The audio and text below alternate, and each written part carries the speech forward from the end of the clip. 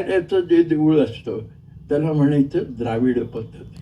फरक काय तर त्याच्या शिखरावर, द्राविड पद्धतीच्या देवळाच्या शिखरावर एक स्तूपिका असते. आवळा नाही, स्तूपिका म्हणजे स्तूपाचं अत्यंत बारकाईनं केलं लहान असं रूप, ते द्राविड पद्धत. अजून एक पद्धत आहे वेसर म्हणून.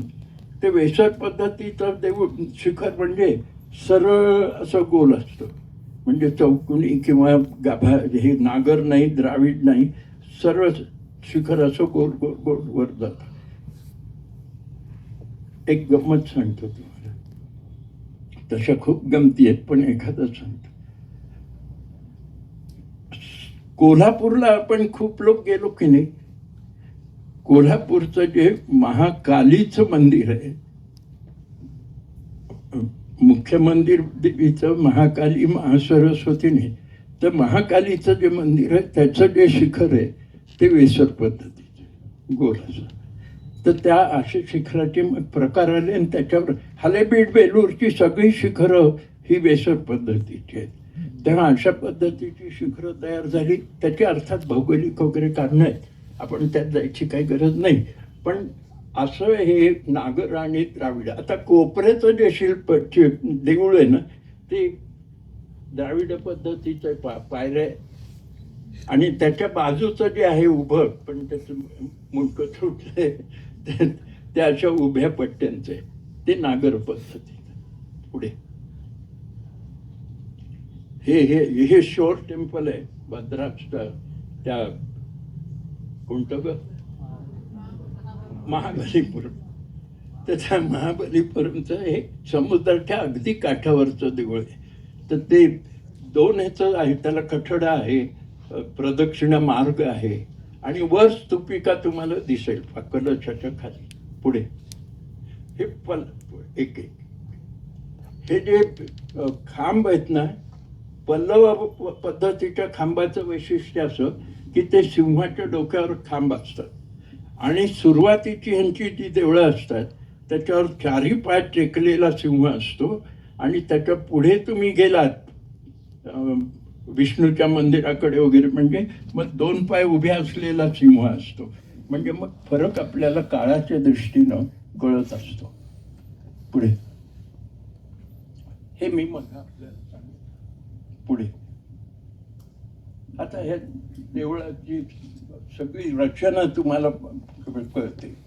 पांचांगुली आहे, पद आहे, दंड आहे, पिंढरी म्हणजे गुल्फ म्हणजे गुडघा आहे, त्याच्यानंतर जंघा, मग कटी, मग उदर, गर्भ, हृदय, आणि पुन्हा शिखराची गोष्टी आहेत. शिखर म्हणजे शीर्ष, कपाळ, मुख, कंठ, स्कंद, असे ते देवळाचे प्रकार त्या देवळात. म्हणजे काय झालं की देऊळ हे मानवाकृतीत झालं, मनुष्य देहो देवालय प्रवक्ता असं. पुढे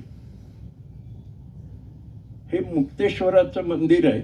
इथे ही कमान जी आहे ही पाहण्यासाठी आहे, त्याच्यावरची शिल्पकला वगैरे. पण ह्या देवळाचं वैशिष्ट्य छोटं देऊळ आहे अगदी, पण इतकं सुरेख आहे, आणि त्याच्या भोवती जो कठडा आहे त्याच्यामुळं त्याच्या प्रदक्षिणे पथाची निर्मिती झाली. या देवळाचं एक वैशिष्ट्य, तुम्ही कोणी गेला होता काही तर ते एक गंमत सांगतो. ह्या देवळाच्या इथे शिखरावर एक फार सुरेख शिल्प आहे. त्या एक दार वर कोरलेलं आहे, त्यातलं एक दार, दरवाजा एक असा उघडलेला आहे. आपण कोणी अपरिचित मनुष्य आल्यावर जसं असं उघडून पाहतो तसं आहे. एक बाई डोकावते दारातून, आंबाडा वगैरे, आणि त्याच्या बाजूला एक स्तंभ आहे, त्याच्यावर कावळा आहे. एक एक आऊ तुझ्या सोन्यानं मडवीनं पाहू, असं ते शिल्प आहे, फारच सुरेख. पुढे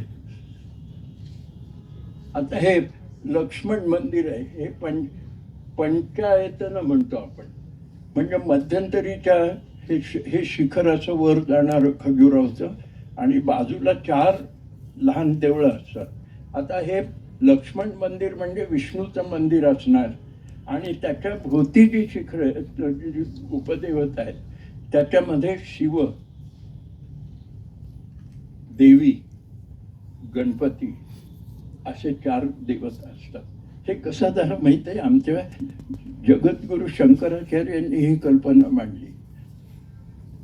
काय झालं, वैष्णव एकीकडे, शैव एकीकडे, तर हे सगळे एकत्र यावेत कसे? तर हे पंचायतनाचं देऊळ त्यांनी काढलं. आणि त्याच्यात काय झालं, तुम्ही शैव असाल तर गाभाऱ्यामध्ये शिव असेल, तुम्ही वैष्णव असाल तर गाभाऱ्यामध्ये विष्णू असेल, आणि बाकीच्या देवता मग गणपती, देवी वगैरे अशा असणार. म्हणजे देवळाकडे संस्कृतीच्या दृष्टीनं, सामंत्याच्या दृष्टीनं, समाजाच्या संदर्भात केवढ्या गोष्टी लक्षात ठेवून देवळं बांधलेली आहेत हे आपल्या लक्षात येईल पुढे. हे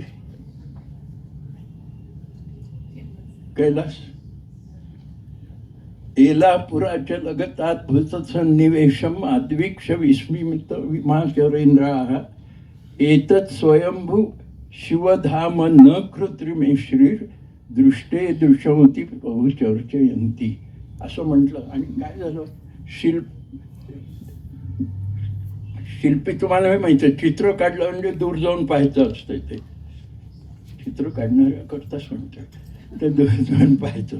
आणि ते हा शिल्पी आला बाहेर कैलास पूर्ण झाल्यावर, आणि तो म्हणतो, हे मी केलंय का? मी केलेलं नाही, हे मानव निर्मित नाही, हे गंधर्व अप्सरा आल्या आणि ते काय. एक फार गमतीची गोष्ट तुम्हाला सांगतो याच्या संबंधात. काय झालं, एकदा भारतात फारच वेगवेगळ्या गोष्टी चालल्या आहेत, मारामाऱ्या चालल्या आहेत, अमुक चाललंय, निवडणुका चालल्या आहेत, ते चालले आहेत. ते गंधर्वाला आणि अप्सराला, विशेषतः अप्सरांना असं वाटलं की भारतात जाऊन पाहूया आपण एकदा हे काय चाललंय ते. तेव्हा गंधर्व आणि अप्सरा खाली आले, भारतामध्ये फिरले, इतके नादवून गेले ते मालमध्ये गेल्यावर जसं होतं तसं, आणि ते गुंगले. तेव्हा झाला उशीर झाला, कारण त्यांना सांगितलं होतं अंधार पडायच्या आत तुम्ही यायला पाहिजे.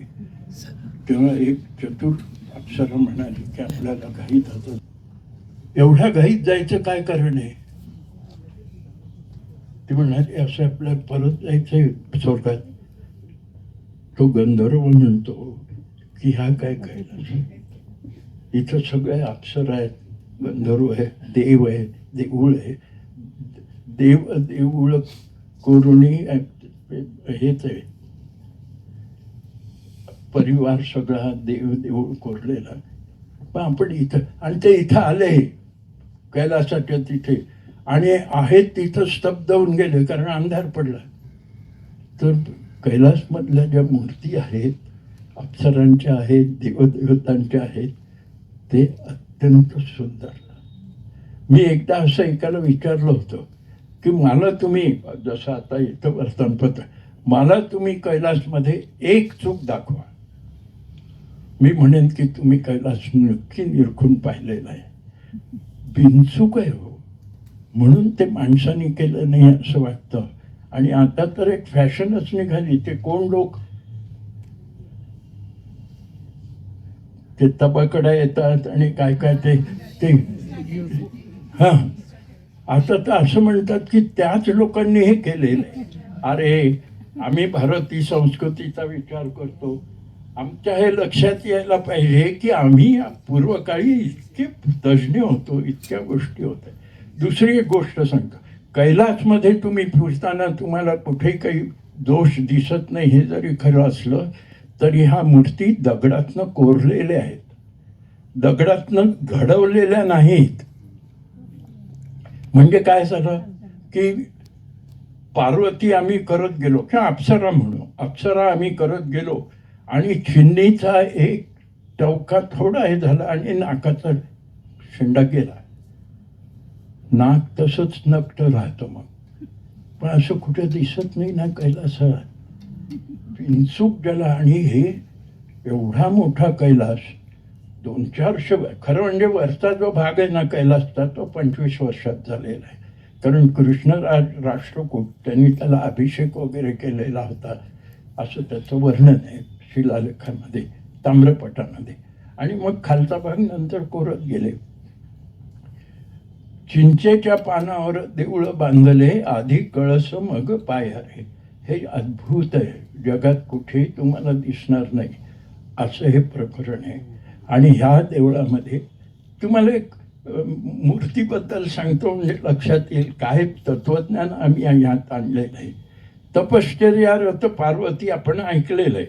4 अग्नी पेटलेले असतात वर सूर्य माथ्यावर, आणि ती तपश्चर्या करते. कोण? पार्वती. कशा करता करते? शिवाच्या प्राप्ती करतात, शिवाच्या प्राप्ती करतात. मग तिथेच पुन्हा लग्न, कल्याण सुंदर मूर्ती आहे तिथे, आणि अर्धनारीश्वर आहे. ह्याची सांगड कशी घालणार? तर ती जी मूर्ती असते पंचाग्नी साधन करणारी, तपश्चर्या करणारी, तिच्या पायाखाली गोधा असते बरं का. गोधा म्हणजे घोरपड. तपश्चर्या कशी करायची? तर चिवटपणे घोरपडीसारखी करायची, आणि ती करते. पंचाग्नी पेटलेले आहेत वगैरे, शिवाच्या प्राप्ती करतात. मला असं सांगा की पार्वती कोण आहे? हो,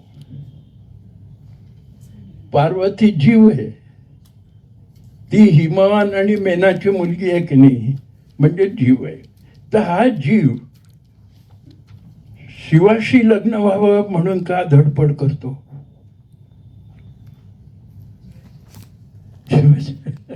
तर मग लग्न दाखवतात, त्याला कल्याण सुंदर मूर्ती म्हणतात. तिथेच आहे, तस्याकरम शैलगुरु पणितम जग्राह तांगराम गुलिम अष्टमूर्ती, असं कालिदास म्हणतो.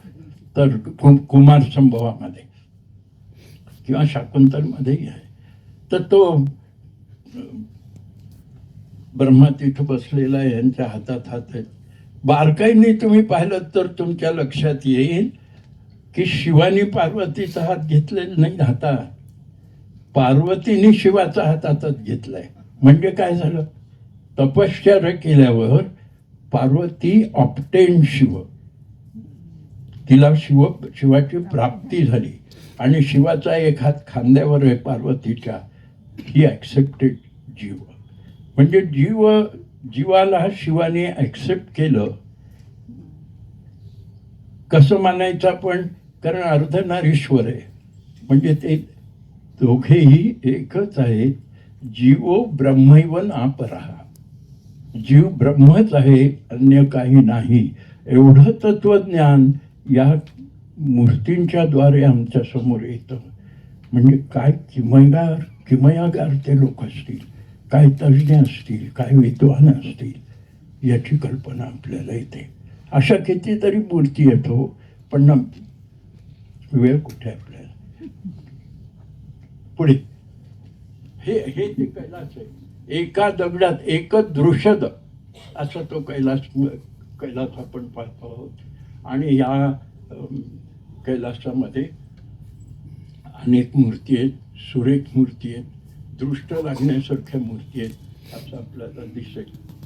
पुढे हे सांगताना मी अजून एक गोष्ट आपल्याला सांगेन मुद्दाम. इथे एक राजा रवी वर्मा प्रदर्शनाचं ठिकाण आहे घोले रोडवर. आपण सगळ्यांनी तिथे जाऊन अवश्य पाहावं. कैलासवर निर्णय अँगलने काढलेले 100 फोटो त्या प्रदर्शनाला लावलेले आहेत. रविवारपर्यंत आहे. मुद्दाम जाऊन आपण सगळ्यांनी पाहावं. हे देवळाचे मी निरनिराळे प्रकार सांगितले, ते दाखवलेत निरनिराळे भाग. एंट्रन्स आहे, हे इथं हॉल आहे, महामंडप आहे, आणि अंतराळाचं वरचं छत आहे, आणि शिखर आहे. त्या सगळ्यांचे हे केले. आणि वरून गंमत पाहिलीत का तुम्ही? हे समोरचं मुखमंडप आहे ना, तो तुम्ही असा आत दाबत गेलात की गाभाऱ्यापर्यंत जाता. त्या टेबलाचे खण असतात तसे. केवढं काम महत्वाचं केलं आणि मोठं काम केलंय या लोकांनी, तुमच्या लक्षात येईल पुढे सगळंच सांगितलं. आणि असे खांब आहेत. आता हे दक्षिणेकडचे खांब आहेत, हालेबीड वगैरे सारखे, आणि हे महाराष्ट्रातले खांब, हे बहुतेक मोढेरातले खांब आहेत. हे एका दगडातनं हे सगळं कोरणार, चूक न करता. पुढे हे याला रंगशिला म्हणतात. मूळ असं रंगशिलेचं कारण, तुम्ही त्या रंगशिलेवर उभं राहून गाणं गा, नृत्य करा, कीर्तन करा, भजन करा, त्याचं हे प्रयोजन असतं. मी आपल्याला एक घटना सांगतो. खिद्रापूर आहे ना, त्या खिद्रापूरला आम्ही या रंगमंडपामध्ये रंगशिलेवर गाणंच ठेवलं होतं एकच. आणि एका इथं नाही आजारी मला वाटते नृत्य ठेवलेलं होतं तिथे. आणि म्हणून ते देऊळ जिवंत झालं पाहण्याच्या दृष्टीनं. पुढे हे द्वारपाल असतात. द्वारपालाचं वैशिष्ट्य सांगतो तुम्हाला. द्वारपालाच्या हातामध्ये गदा वगैरे असली ना, शंख चक्र गदा, तर ते देऊळ विष्णूचं असतं. आणि त्रिशूळ आणि डमरू असेल तर तो शिवाचा असेल देऊळ. आणि शैव द्वारपालाच्या हातामध्ये सुद्धा गदा असते. का तर तो द्वारपाल आहे म्हणून. आता तुम्ही कैलासात गेलात, वेरूळला, म्हणजे मंडपात जाताना तुम्हाला द्वारपाल दिसतात. एक द्वारपाल देवळाकडे पाहतो आत, आणि दुसरा बाहेर पाहतो. काय प्रयोजन आहे? बाहेरचा जो पाहणारा आहे तो म्हणतो की हा भक्तच आहे ना, मग ह्याला जाऊ द्या. आणि आत पाहणारा द्वारपाल म्हणतो तिथलंच काही उचलून आणलेत नाही. द्वारपालाचं एक काम आहे. आणि द्वारपालाची शास्त्रीय दृष्टीनं तुम्हाला गंमत सांगतो. द्वारपाल जो कोणताही असो, शैव असो, वैष्णव असो, तो द्वारपाल असतो, तो माणसाची पारख, भक्ताची पारख करूनच तो सोडावं त्यांनी, अशी कल्पना आहे त्याच्या मागे. म्हणजे पहा, गणपती द्वारपाल होता की नाही? स्नान करताना त्यांनी शिवाला सोडलं, अडवलं. काय परिणती झाली त्याची? त्याचं मुंडकं तुटलं. म्हणजे द्वारपालांनी, अहो मी पाहिलंय, एक मंत्री आले आमच्या एका कार्यक्रमाला, त्यांना अडवून ठेवलं स्वयंसेवकांनी. ते म्हणले ठीक आहे, मी इथंच थांबतो. म्हणलं अरे हे यायचे होते, फोन आला, मी आलोच आहे म्हणून, आणि अजून कसे आले नाही? ते स्वयंसेवकांनी त्यांना अडवलं होतं, तुमच्याजवळ पास कुठे आहे म्हणून. ते स्वयंसेवकाचं काम जे आहे, द्वारपालाचं काम असतं, ते त्यांनी चोख करावं ही इच्छा. आणि हे तुम्ही पाहिलं का त्यांच्या भोवती? हे हालेबीड बेलूरचं असणार, तुम्ही लगेच ओळखू शकता. हालेबीड बेलूरच्या शिल्पामध्ये काय असतं की तुम्हाला शरीर सौष्ठव दिसत नाही, सगळे दागदागिनेच दिसतात सगळे. आणि ते मात्र केलेलं किती बारकाईनं, म्हणजे जणू काही मिळण्यात त्यांनी काम केलेलं की काय असं वाटावं, इतकं बारकाईनं काम केलेलं तुम्हाला दिसेल. आणि वर जी देवी असते, आता इथे तो नृत्य शिव आहे, त्याचा अर्थ असा की देऊळ हे शिवाचं आहे. पुढे ह्याच्या आम्ही सुरुवातीला द्वारपाल आहेत, नंतर यमुना आहे, पण ह्या शाखा वाढत जातात. आणि त्या शाखेची मग सुभगा, द्रुपदा, गंधर्वी अशी ती नावं वेगवेगळी होतात. 6-9 शाखांपर्यंत ह्या अशा उभ्या शाखा असतात, डोर जॅम्स. आणि पुढे हे इथं दिसतात तुम्हाला, त्या शाखांची नावही मी दिलेली आहेत. म्हणजे द हिंदू टेम्पल लिहिणारी जी स्टेला क्रॅमरिश आहे, आपण ऐकलं का कोणी नाव? ही स्टेला क्रॅमरिश जी आहे ही जर्मन बाई आहे आणि कलकत्ता विद्यापीठामध्ये ती संस्कृत शिकवत असे आणि पुढे तर ती हिंदू झाली अशी एक हे आहे. तर तिने या मंदिरावर दी हिंदू टेम्पल नावाचे 2 खंड मोठे प्रसिद्ध केलेले आहेत आणि त्यात ती ही माहिती सगळी आपल्याला देते पुढे. आता मला सांगा, हे देऊळ कोणाचं आहे?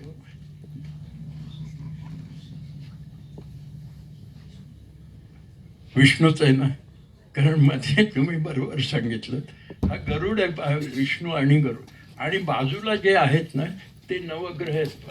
अगदी शेवटचं पाहिलं तर राहून केतू तुम्हाला दिसतील, तेव्हा हे नवग्रह आहेत. आणि इकडे ब्रह्मा आहे, तिकडे शिव आहे, म्हणजे विष्णू हॅज गिव्हन प्रॉमिनन्स. पुढे हा उंबरठा आपण म्हणतो की उमरा म्हणतो, याचं वैशिष्ट्य काय माहितीये? हे 2 बाजूला राक्षसाची तोंड आहेत ना, यांना कीर्तिमुख म्हणतात. आणि मध्ये जे आहे ते मंदारक, पुढे आलेला भाग आहे, त्याच्यात कमळ वगैरे दाखवलेलं असतात, म्हणजे पृथ्वीचं लक्षण असतं. आणि ह्या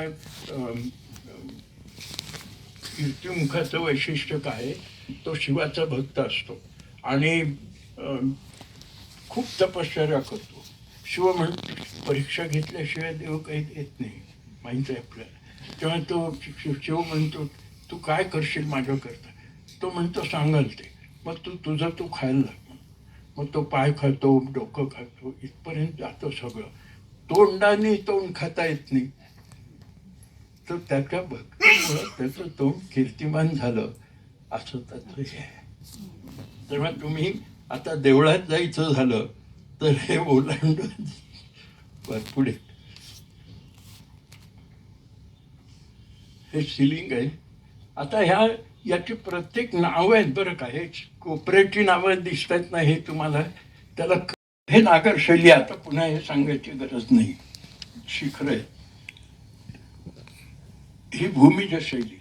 भूमिज मंदिरं ही महाराष्ट्रात जास्त आहे, उत्तरेकडे थोडी आहेत, नाही असं नाही, पण महाराष्ट्रात सगळ्यात जास्त मंदिर आहेत. आणि ती सगळी सारखी असल्यामुळं ती गोष्ट आली की एका रात्रीतनं सगळी देवळं कोरायची वगैरे वगैरे, कारण ती एकासारखी एक आहेत. यांनाही भूमिज नागर शैली असंच म्हणतात, कारण ते जे शिखरावर शिखर आहे तसेच इथं तुम्हाला दिसतील, पण शिखरच आहे, आडवं काही नाही आहे. पुढे हे द्राविड शैलीतलं, हे आडव्या हे जातात आणि त्याचं शालन शिखर अशी त्याची नावं आहेत. आणि वर स्तूपिक आहे पहा. पुढे ही वेसरती तुम्ही गोल पाहिलं पाहता, हे वेसर म्हणतात. वेसर म्हणजे काय माहिती तुम्हाला? वेसर म्हणजे खेचर, आणि खेचर जास्त नाही सांगत, दोन्हीचं मिळालेलं, नागर आणि द्राविड मिळून झालेलं. पुढे ते शिखर आहेत, ते खजुरावच्या देवळासारखेच आहेत ते. पुढे आता या देवळाचे सगळे भाग आहेत, कीर्तिमुख थर, अश्वथुर, पुष्पथर वगैरे वगैरे. आता खोलात नाही जात फारसं. आणि मग त्या ज्या मूर्ती दिसतात त्याला मंडोवर असं म्हणतात, म्हणजे बाह्य भिंत ज्याच्यावर मूर्ती कोरलेल्या असतात. पुढे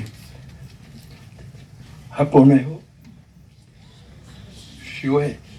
आणि हे नृत्य कोणतं माहिती तुम्हाला? याला कटीसम मुद्रा नृत्य म्हणतात. 108 प्रकार आहेत ना. तर काय असतं, दोन्ही हात, ह्याला खूप हात आहेत, बदामीचं हे, कटीवर दोन्ही हात असतात आणि पायाची हालचाल अगदी शांत, द्रुत लयीत नसतं, ते शांतपणे. का तर जीवन आणि मृत्यू यांचं संतुलन ह्या मूर्तीच्या द्वारे आपल्याला कळतं, म्हणून ते तशा पद्धतीचं आणि म्हणून याला कटीसम मुद्रा नृत्य म्हणतात. 21 क्रमांकाच्या लेणीतही असं. पुढे आता हे नाना प्रकार तेही पाहते. कटीसम आहे 21 क्रमांकाच्या लेणीत आहे नृत्य. ते चतुर नृत्य आहे. हे नादंत आहे. हे तलसंस्फुटित आहे. तो एक पाय आपलत राहतो, तलसंस्फुटी म्हणतो.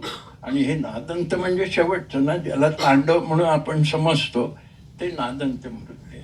म्हणजे पहा, थोडक्यात एवढंच वर्णन करतो. त्याच्या हातात डमरू आहे ना, ते डमरू त्यांनी धरलेलं आहे. त्याची एक करंगळी अशी वर आहे. का तर तो डमरू वाजवत असतानाच ते दाखवलेलं आहे, गती दाखवली आहे. नाही तर असाच असतं. एक दुसरं, त्याच्या हातामध्ये इथं त्रिशूल आहे. काही वेळा अग्नी असतो.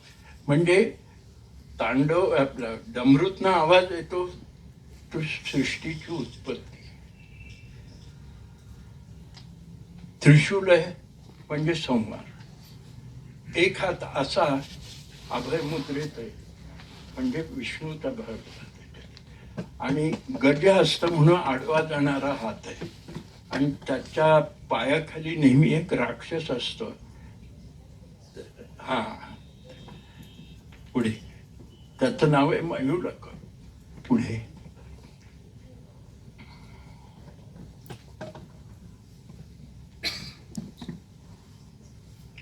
दाखवत त्याला. आता काही वर्णन करायची गरज नाही. हा एक मंदिरावरचा वेगळा भाग आहे. आणि मी पाहत होतो, मंदिरावर इतक्या मूर्ती ह्या स्त्रीशिल्प असतात. यांचं प्रयोजन काय तर या तुम्हाला, कारण खरं सांगू का, शास्त्र असं आहे की आधी मंदिराला प्रदक्षिणा घालायची. आणि ह्या मूर्ती काय सांगतात तुम्हाला त्याच्याप्रमाणे तुमचं मन तयार करायचं आणि मग गाभाऱ्यात जाऊन दर्शन घ्यायचं. ही खरी पद्धत आहे. पण आपल्याला वेळ कुठे, आपण पटकन गाभाऱ्यात जातो, मूर्ती पाहत नाही, तो डोळे झाकून काय मागायचं ते मागतो, निघून जातो, मूर्ती पाहतच नाही. तुम्हाला एक घडलेली गोष्ट सांगतो. मी कोकणात गेलो होतो. एका देवळामध्ये मूर्ती पाहिली.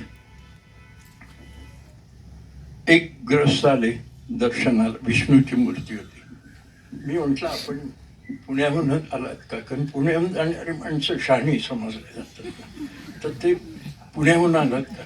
तो म्हणला नाही, मी इथलाच आहे, 20 वर्ष झाले दर्शन घेतल्याशिवाय मी भोजन करत नसतो. म्हणलं हो, मग ह्या विष्णूला 2च हात काय, 2च आहेत. आता 20 वर्ष मूर्ती पाहताना ह्या मूर्तींना काहीतरी सांगायचं असतं, हे मला थोडक्यात. आता उदाहरणार्थ, ती मूर्ती पहिली मूर्ती आहे, तिच्या मांडीवर विंचू चढत असतो पहा. तर तुमच्या मनामध्ये स्पष्टता असली पाहिजे. एकनाथ महाराज काय म्हणतात भारुडात, विंचू चावला काम क्रोधा अंगाशी आला. तर काम क्रोध ह्या सगळ्या गोष्टी विसरून तुम्ही देवळात जायला पाहिजे. नृत्य मूर्ती आहे ती, नृत्य मंडपात करायची असते. ती हातामध्ये आंब्याचं हे आहे आणि खाली ते बाळ आहे पा, ते आंब्याचं हे म्हणतंय. हे जे आहे, हे हा मनुष्य तिच्या पायातला काटा काढतोय. म्हणजे काय करतोय तर मनातले एक किलमिशी असतात, वेगवेगळ्या गोष्टी असतात, ती काट्यासारखं उपटून काढते आणि मग देवळात जायचं. अशा ह्या 16 किंवा 32 सुरसुंदरी असतात. सुरसुंदरी म्हणजे अप्सराच समजा. त्या तुम्हाला देवळात जायचं कसं हे सांगत असतात. अशा पद्धतीनं मन घट्ट करून तुम्ही गेलात देवळात आणि गाभाऱ्याचं दर्शन घेतलं तर अहम ब्रह्मास्मी. पण असं कुठं करतो आपण. पुढे हा सूर्य, मी जे पायात बूट असतात म्हटलं ना, तसं सूर्याची मूर्ती आहे, बूट असलेली. पुढे ते दिसतंय, ते याचंच आहे, कोणार्कच आहे. हा, मी आता असं म्हटलं, काय झालं, एक तुम्हाला म्हणजे माझं मोठेपण म्हणून नाही, पण एक गोष्ट सांगतो. मूर्तिशास्त्रामध्ये सुद्धा जितकी पुस्तकं मूर्तिशास्त्रावर आहेत त्या कोणत्याही पुस्तकामध्ये ही गोष्ट नाही. कोणती? तर केशव नारायण माधव आहेत ना, त्यांच्या शक्ती असतात. शक्ती आणि पत्नी यांच्यात मी फरक करतो. पत्नी शक्ती असू शकते पण शक्ती पत्नी नसते. आता ह्या शक्ती कोणत्या आहेत? तर केशवाची ही कीर्ती आहे. केशवाची शक्ती कशात आहे? तर तो राक्षसाला मारतो आणि कीर्तिमान होतो, म्हणजे त्याची शक्ती ती कीर्ती आहे. अशा पद्धतीनं ह्या 24 नावाच्या 24 शक्ती असतात. अखिल भारत. आता मूर्तिशास्त्राचं त्याचं वर्णन नाही असं मी म्हणालो. हे फक्त अजिंठ्याला जाताना अन्व म्हणून एक गाव लागतं, त्या देवळावर ह्या मूर्ती आहेत. कीर्ती, कांती, तुष्टी, पुष्टी अशा मूर्ती आहेत. तर ह्या कशा ओळखायच्या? तर केशवाच्या हातात ज्या पद्धतीनं पद्म, शंख, गदा असते तसं त्या बाईच्या हातात असेल तर ती केशवाची शक्ती. असं पुढे ते म्हणाल श्रीधराची मेधा वगैरे. हा, इथे एक मूर्ती आता तुम्हाला तुम्ही पाहिली असेल. संकर्षणाची शक्ती ही काय सांगितलं?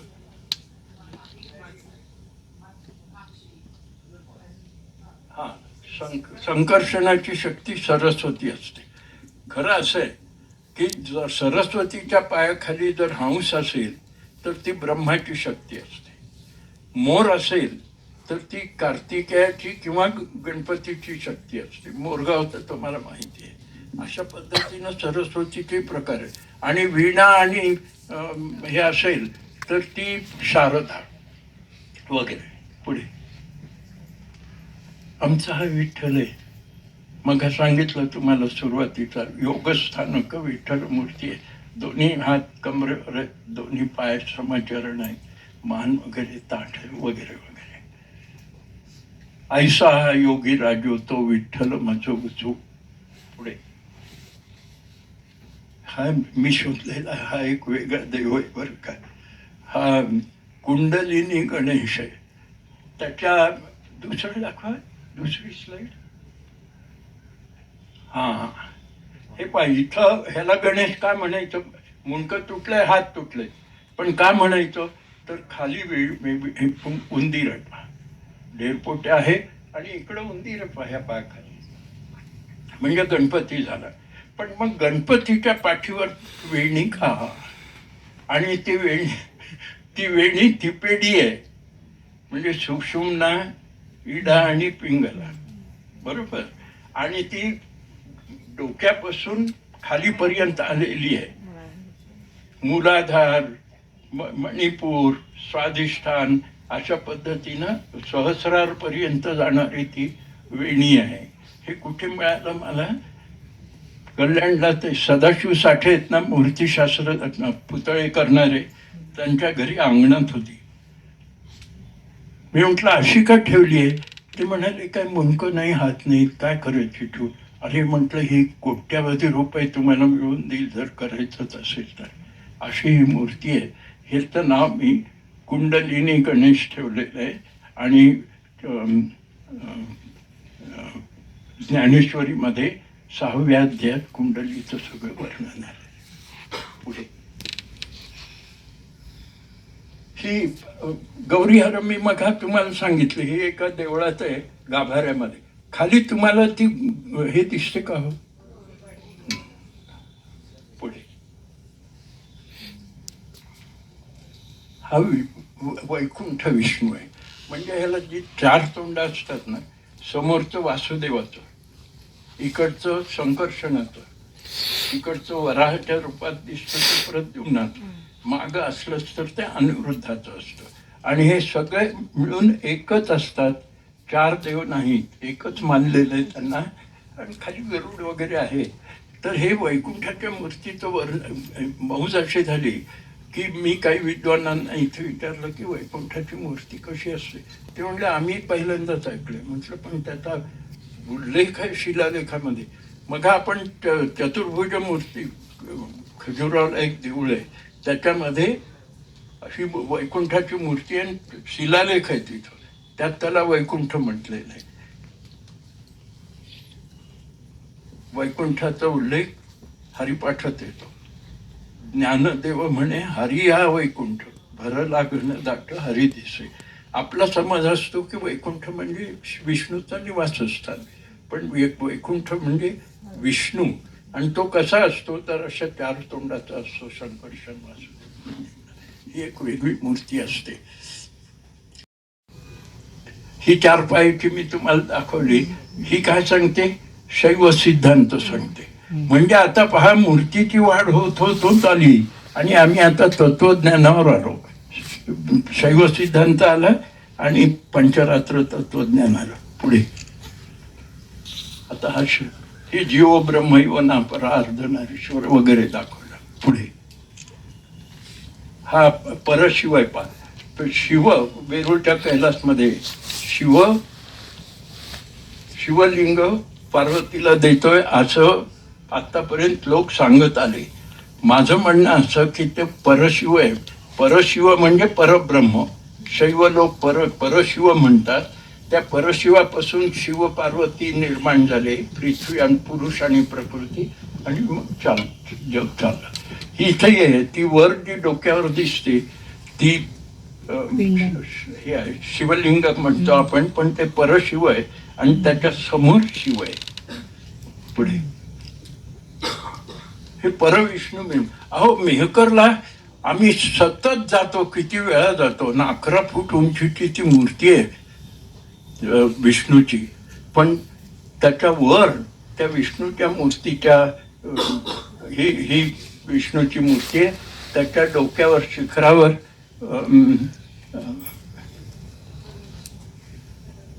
नाही धनुष्यबाण हातात असलेला शारंगधर, त्याच्या हातात मुकुटावर खाली शारंगधर आहे. पण वर तुम्ही तिथे पहा, लहानसं देऊळ केलेलं आहे तिथे, आणि त्याच्यात एक मूर्ती आहे. ती वासुदेवाची